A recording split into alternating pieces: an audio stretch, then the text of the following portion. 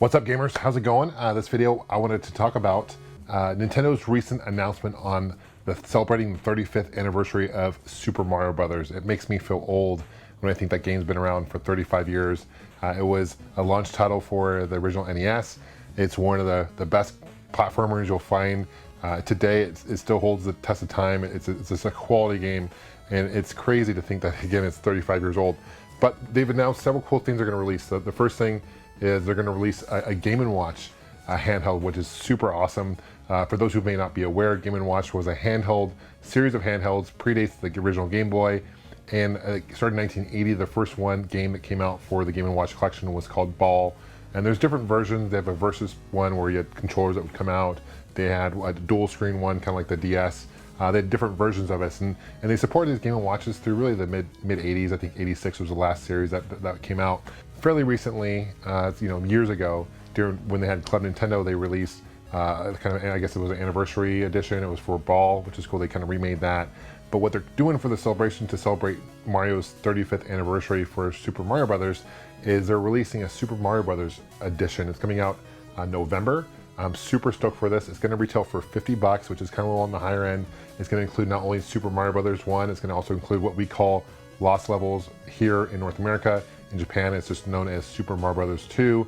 And then they also have Ball, which is going to be cool. They're the first game, but they're going to replace Mario instead of Mr. Game & Watch. So that's pretty sweet. So I'm excited for that. They didn't really announce, to my knowledge, how many they're going to limit it to. I'm going to definitely try to pick this up if I can. I'm sure this is going to be one of those hard things to get. It's going to be like the Nintendo Mini when that came out, the NES Mini. It'll probably be pretty hard to find. So keep an eye out, open for it. I'm assuming it will be available maybe through their website, through Amazon. I'm going to keep an eye on for that. Another thing they released, which is really cool, or announced, is coming out on September 18th, so it's coming out very soon, is a follow-up to the Super Mario All-Stars. It's what they're calling Super Mario 3D All-Stars. It includes Super Mario 64 that came out in 1996 for the N64, Super Mario Sunshine, which came out in 2002 for the GameCube, and also Super Mario Galaxy, which came out, I believe, 2007 for the Wii. And all three of those will be bundled together. It's going to retail for $60 US. That's going to be very limited as well.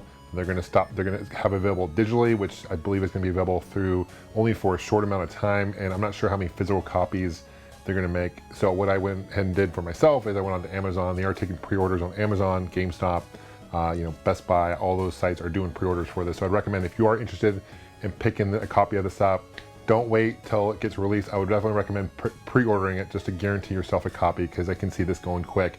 What's going to be different is it's going to have higher res graphics. So they didn't go in and redo the graphics for the Super Mario 64, for example. What they did is they just kind of polished. It's going to be 1080p. It's going to look good. The Super Mario Sunshine is going to be 16:9 aspect ratio, so it's going to fit your screen fully. Where before, obviously, it was 4:3, so it didn't really quite fit the whole screen. There would be those black bars.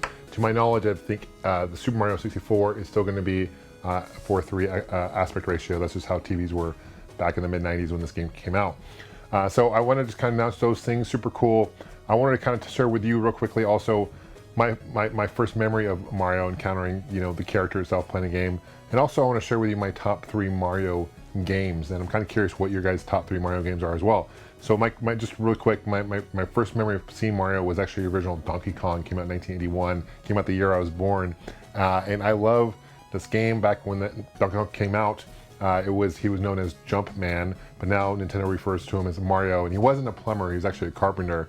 In this game, he's obviously going against Donkey Kong just to save Pauline, his girlfriend at the time. So this was even before Princess Peach. It was Pauline. In Donkey Kong 2, Donkey Kong Jr. rather, he's actually the antagonist, which is interesting. I think it's one of the few Mario games where Mario is actually the bad guy, which is kind of cool.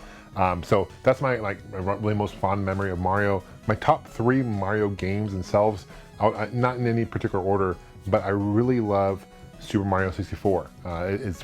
It's the first 3D Mario game, and coincidentally, when they released it again for the Nintendo DS handheld, you could actually play as Luigi, which is awesome. And I heard there's a hack out there for Super Mario 64 that someone's found something in the ROM where you can actually unlock to play as Luigi in the original ROM, which is awesome. Someone's unlocked that, because Luigi's not in the original Super Mario 64. So I'm kind of curious if he's going to be a playable character in this new bundle. I'm assuming he will be.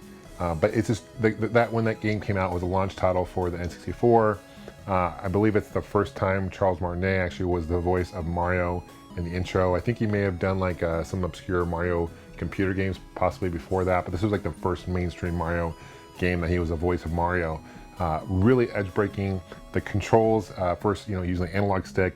The N64 controller was the first controller to have an analog stick. Obviously, we still use that today in gaming today, so very revolutionary in that sense.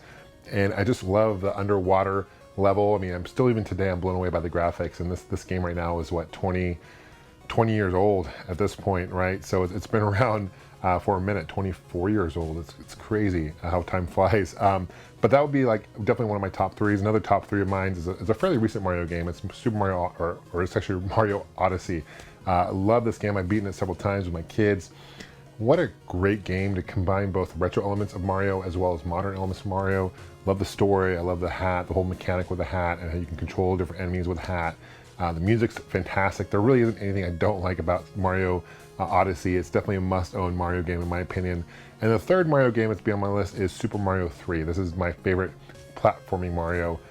This is the game, the first time I actually saw this game was when I watched The Wizard with Fred Savage, went to the movie theater, got a Pocket Power, which is a mini Nintendo Power magazine, and I was literally blown away at the graphics and gameplay. This is the, I guess it would be the late 80s, 89 time frame. This is when the Game Boy had kind of first hit the market.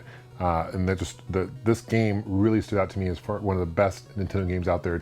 It took full advantage of the capability of what the Nintendo NES could actually do.